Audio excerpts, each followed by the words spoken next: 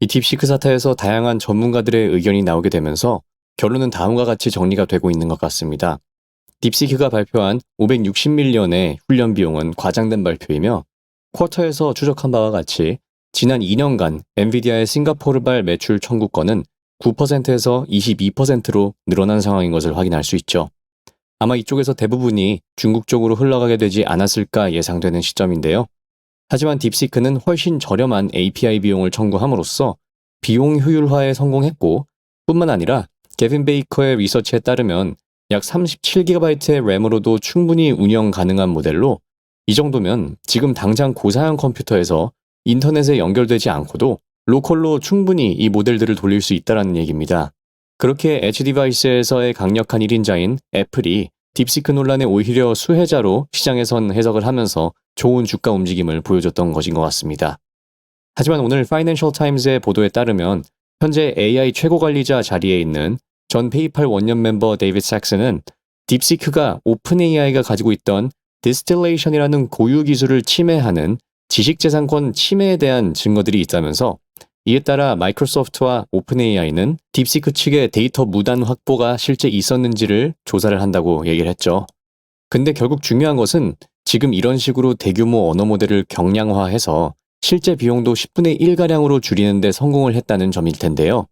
하지만 이런 산업의 움직임에도 불구하고 제가 추종하고 있는 이 4개의 기업들은 계속해서 수혜를 입을 것이라는 판단이 들었습니다.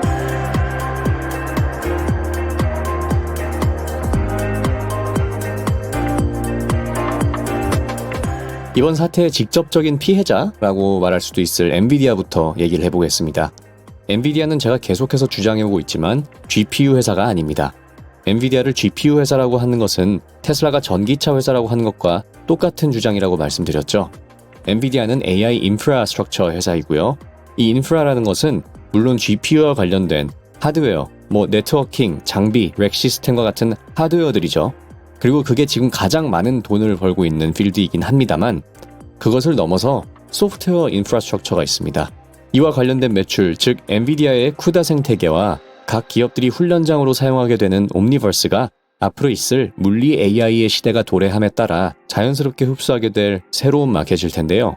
이 옴니버스의 시장 규모는요, 엔비디아가 계속해서 내놓고 있는 컴퍼니 프레젠테이션에서도 확인할 수 있다시피 매년 150빌리언 달러의 매출 기여가 있는 곳이며 현재는 엔비디아가 약 2빌리언 달러 정도의 매출을 내고 있는 곳입니다.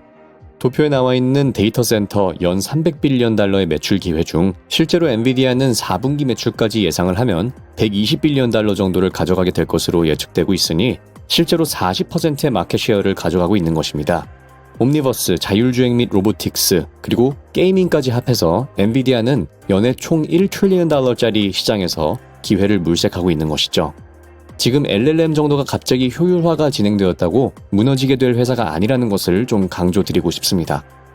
이에 더해 테슬라의 전 FSD 개발부서의 수장이었던 안드레 카파시, 일론과 오랜 시간을 함께한 그는 AI 딥러닝, 머신러닝에 있어서 전문가 중의 전문가일 텐데요. 그가 최근 올린 딥시크에 대한 포스팅을 참고해보면 그는 이렇게 더 효율화된 AI 모델들로 인해서 결국 컴퓨터 소요는 더욱 늘어날 것이라고 보고 있습니다. 컴퓨팅 자원이 지능의 상한선을 결정하게 될 것이라고 하는데 저는 과연 우리가 원하는 지능의 상한선이 이런 텍스트 베이스 LLM에 그칠까 싶습니다. 기본 모델을 훈련하는 프리트레이닝 과정에선 여전히 어마무시한 GPU 컴퓨터가 필요하죠. 딥시크는 이 부분을 다 생략하고 포스트 트레이닝에서의 가격을 선택적으로 발표한 것이고요. 컴퓨터의 소요가 계속 급증할 것이라는 안드레의 주장은 최근 마이크로소프트 CEO 사티아 나델라가 딥시크 사태가 벌어지고 나서 포스팅한 제본스 파라독스와도 결이 같습니다. AI 모델들이 더욱 효율적이게 진화함에 따라서 그 수요는 더 증가하게 될 것이고 개별 모델들이 하나하나의 개별 상품이 되는, 즉 하나의 커머디티가 될 것이라는 포스팅을 했죠. LLM은 하나의 상품에 불과하다라고 꾸준히 주장한 인물이 있습니다. 네, 바로 팔란티어의 CEO 알렉스 카프죠. LLM이 제대로 작동되기 위해선 하나의 진실이라는 근간에 의거해서 운영이 돼야 될 텐데요. 이 하나의 진실이라는 부분을 지난 20년간 소프트웨어화시킨 회사가 바로 팔란티어이고 그 성능은 이미 전장에서, 병원에서, 또 산업에서 증명이 꾸준히 되어왔습니다. 이 딥시크 사태가 있고 팔란티어에서 올라온 영상, 대규모 언어 모델은 팔란티어와 함께 하나의 상품이 될 것이라는 것이죠.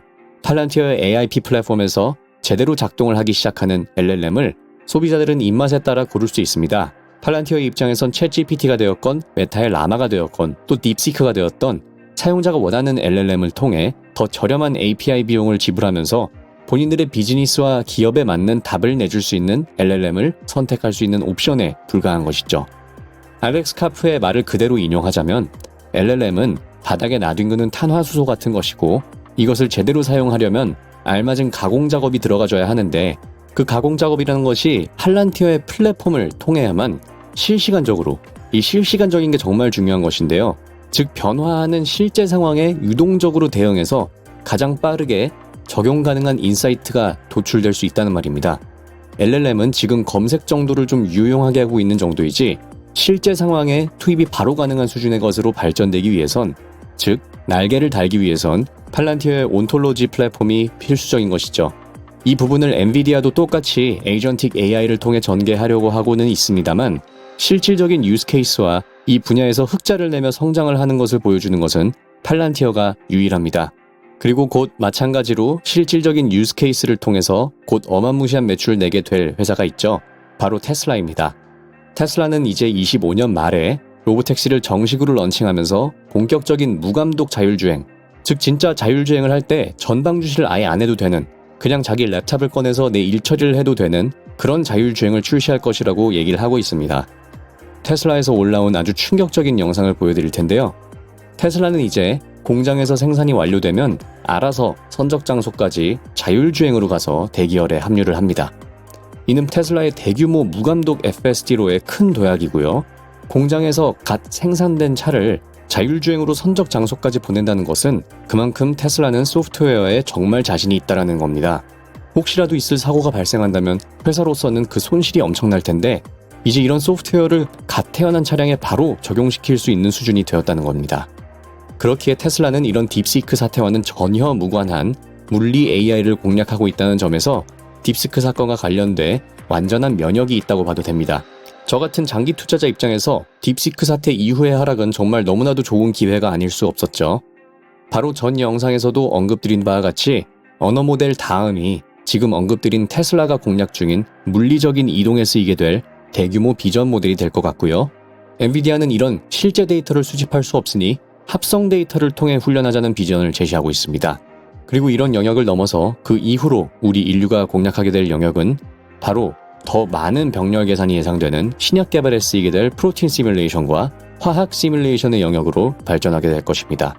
이 영역은 지금 우리가 보고 있는 몇천억 개 정도의 매개 변수를 가진 LLM과 비교 불가할 정도로 분자와 원자 단위의 화학 반응을 시뮬레이션해야 하는 모델이기에 현 GPU로는 다루기가 힘든 영역이죠. 이런 부분이 바로 제가 이 채널을 만들면서 생성한 아이온큐의 플레이리스트 제목으로도 말씀드린 국가 패권이 달린 퀀텀 컴퓨터가 되겠습니다. 제가 지난 영상에서도 분석해봤다시피 CEO 피터 챗맨 발언에 의하면 32AQ가 H100 GPU와 비슷한 성능을 보여준다고 하였는데요. 큐비트가 하나 추가될 때마다 이승식 성능이 향상하는 아이온큐를 봤을 때 64AQ 시스템의 연산 능력 자체는 H100 43억 개의 것과 비슷하다는 대략적인 계산을 하게 됐습니다. 참고로 지금 xAI에서 H100 10만 개를 운영 중인 클러스터를 가지고 있죠. 물론 이게 연산 능력만 갖춘다고 해서 해결되는 것이 아니라 어플리케이션과 소프트웨어 부분에 최적화 부분이 같이 받쳐줘야 실제 사용 사례에 투입될 수 있는 문제이겠습니다. 그렇기에 엔비디아도 일찍이 CUDA-Q 플랫폼까지 내면서 다양한 양자 컴퓨터 기업들과 협업을 하는 중이고요. 이제 곧 있을 3월의 GTC 컨퍼런스에서도 양자 관련 세션이 24개나 잡혀있는 것을 봤을 때 양자는 이제 곧 수면 위로 떠오르게 될 실제 하는 변화를 가져올 신기술이라는 확신이 듭니다. 그렇게 엔비디아도 일찌감치 CUDA-Q 플랫폼을 전개해서 그 어플리케이션 영역을 가져가려는 것인 것 같습니다. 이처럼 딥시크가 실제로 560만 달러의 오픈 AI급의 성능을 훨씬 초월하는 모델이 나왔다는 것은 애시당초 가정된 이야기지만 지금 공략해 나가야 할 부문들이 너무나도 많이 펼쳐져 있기에 그 다양한 분야들을 공략하는 데 있어 엔비디아와 아이온큐가 직접적인 연산 능력을 제공해준다면 그 연산을 통해 개발이 되는 모델들이 쓸모있게 전개될 수 있는 폼팩터를 가진 테슬라, 그리고 그 모델들이 어느 영역에서든 유동적이게 전개될 수 있게 해주는 것이 팔란티어이겠습니다. 이렇게 총 4개의 기업들은 지금 딥시크 사태로부터 면역이 있는 것을 넘어 아직 나아갈 길이 한참 남았다는 것을 말씀드리고 싶었습니다. 지금까지 테크피드였습니다. 시청해주셔서 감사드립니다.